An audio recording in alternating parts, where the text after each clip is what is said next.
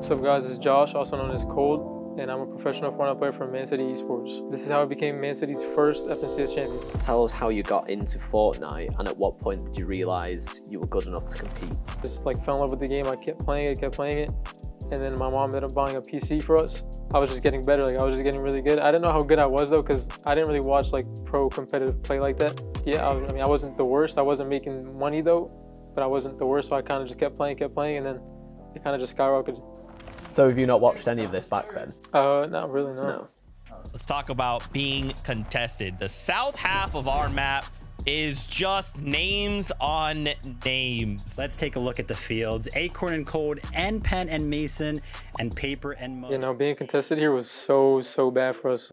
We definitely did think about changing our drop spot a little bit before Grands, but we were kind of just thinking about it as like, if we switch our drop spot, we're not going to get uncontested. It makes no sense why would we get uncontested after leaving our own drop spot that we've had for the whole season. So we kind of just put that to the side and just whatever happens. We're going to sit here and we're going to land here. We're going to just prove that like this is our spot. Like we're claiming this is our stuff. And that's what we did. We just played every single game, not caring what would happen on spawn and just fighting for the vote. And I think that's a reason why we did really good. You know, sometimes when you're contested, you could kind of go ahead and split some of the PY, split some of these buildings. Right. But I'm hearing that Acorn and Cold may be directly contested. So some of these teams may be looking for a fight to take out some of our favorites early on. I can't wait to see how this plays out. We knew the only thing that we could do to, I guess, kind of work around this was just play for the vote every single game. That was the only chance we had of winning or like doing the best we could, because we're just getting contested by 3 teams, so it's just shambles. Like my loot right now isn't too bad, but this goes away in such short time, especially without a medallion. So that medallion plays a big part in our game, and us being able to get that every single game definitely helped us. How comfortable as a player do you think Cold is right now, Zeke, when he can just have that mythic AR every single game? Like that's such like an advantage that we kind of overlook sometimes. Like that gun in the laggy lobbies is so broken. Like the bullets will fly through the walls. It's hitting 29 per shot. It's shooting really fast, so it definitely helped a lot. But I think just the way we played as a team, I was always put in a position from Acorn to just have my do my full potential, like just get kills, frag out, and just do what I do.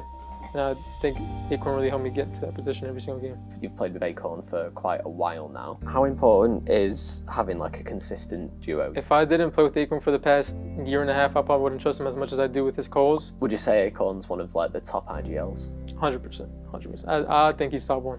What makes your partnership so successful? I just think we both respect each other as players like so much. Like if I have a call, he'll always like take it into consideration and like he'll actually listen because he respects me as a player and I respect him the same. And I always listen to all his calls. But I think just us, the way we work together is perfect. The deceit. Look at high ground. So unfortunate. I remember this. Acorn had a crazy call for height this game. This is insane. That is NA strategy for overtaking height or challenging on height. You grapple blade to the high ground. Right here, everybody on low ground was just all solos here. So Acorn calmed it. He said just sit up and spray, sit up and spray. So that's kind of I just sat here and sprayed with Acorn. He gets like I think 2 or 3 kills here.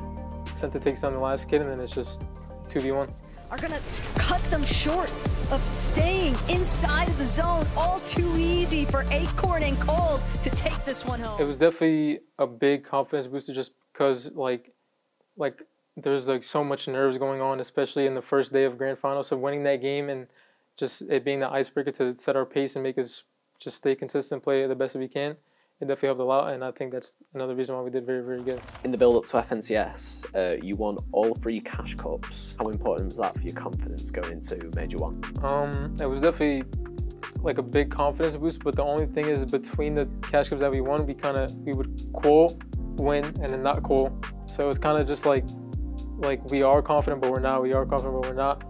But definitely towards the end, since we won the last cash cup, it definitely gave us a lot of confidence for FNCS. Didn't look. All of our top teams are just in so much trouble. Cold and Acorn.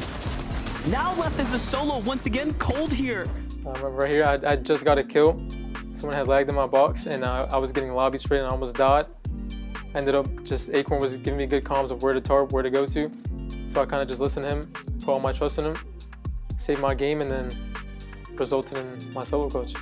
When you're in bad situations like this, where your duo's down and you're really trying to get your placement points, obviously you're in a major competition, how important is it for situations like this to happen, where you can sort of clutch up on your own?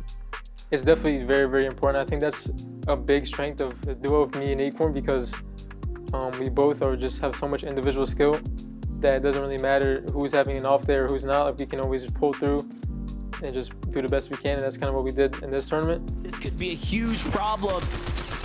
Cold here by himself on the high ground, looking down now. Cold is just gonna say, you know what? I'm gonna get out of here. Yeah, so they ended up spraying or double spraying Acorn when he wasn't looking, and beamed them. So my plan was to kind of just look at them for a little bit, try to get some surge on them, and then just instantly run away after I got like a decent amount so we can lift the surge. Acorn was the one telling me to try to disengage and kind of just chill, don't show myself, so we can still get a chance to play our game out and not get keyed by Paper and Muzz. And I put my trust in him, and that's what happened. The fact that he's going way out to the storm here shows that he is likely going to try to play for the other reboot.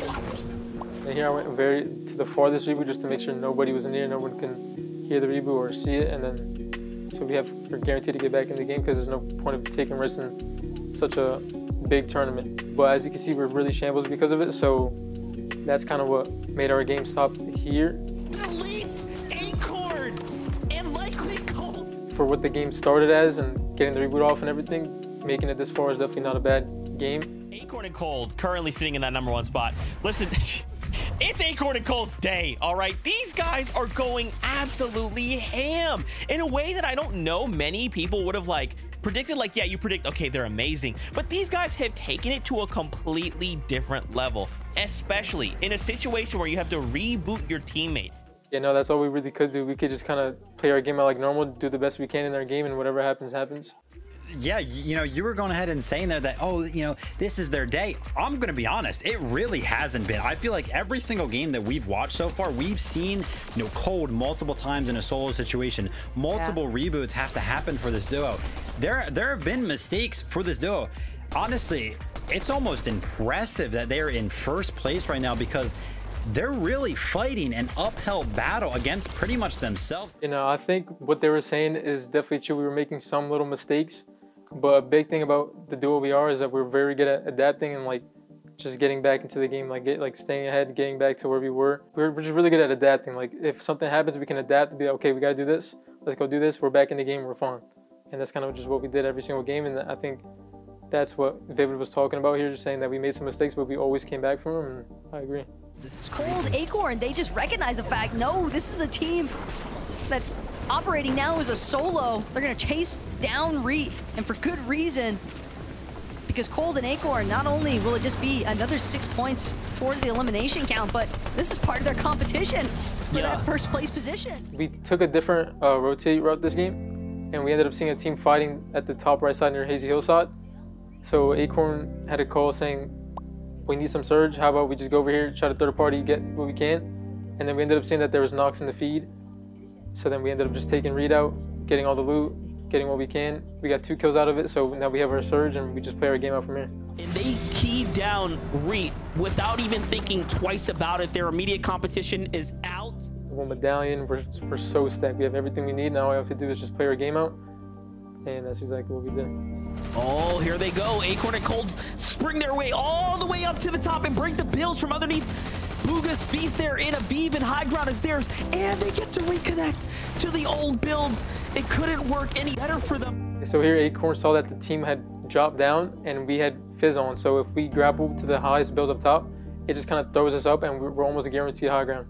So it was a really, really, really good call from Acorn. It's Cold and Acorn who will surely take this win right now and break away with a monstrous lead here. These guys are currently in first place, but by how much? I'm sorry, that's a 100-point lead these guys have. We were talking about it after the game. We were kind of like all happy. We were like hyped up, but we were kind of like towards the end where we almost started and we're like, no, we got to chill. Like, it's not over yet. Anything can happen. It's 1.5x points this day. Yeah, so here I kind of already knew we won.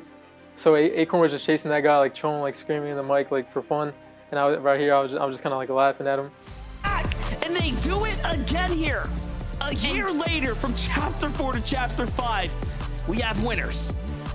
Stole the words right out of my mouth there, MDF. The fact that Acorn and Cold are able to replicate their success from the very first major of Chapter 4 and now here in Chapter 5, starting things off with a bang. I feel like the first FNCS we played like perfect, like phenomenal. I feel like in this FNCS, even the casters were saying that we made a lot more mistakes. Like it was just kind of, it looked a little bit sloppy, but we still ended up pulling through and winning. So it was definitely so amazing feeling. The guy you killed last happens to be your new teammate. Yeah. When did you realize that happened and sort of how did you feel? I actually didn't realize until I saw like the Fortnite competitive tweet on my timeline.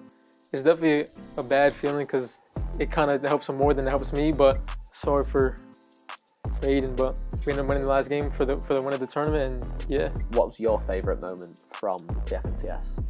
I'd say it's definitely the height take from Acorn on game 4 of day 2. 100%. It was just like such a good play. I didn't even know it was gonna happen until we were in the sky, just like spraying at them. So it was kind of.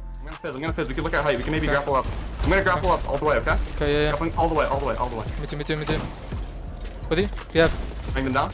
Yes, right now. Chop them. Okay, just stay up. It was definitely just like a most like unexpected play, but like such a good play. Like after I was literally telling him like, "You're the best, bro. You're the best. Good call. Like mid game over. You're still trying to win, but yeah, that's definitely my favorite play." So this is Man City's first major Fortnite tournament win. How did it feel to achieve this? I actually didn't know that until I saw the tweet. So it's definitely like a good feeling to be Man City Esports' first FNCS champion. Like that's insane, kind of.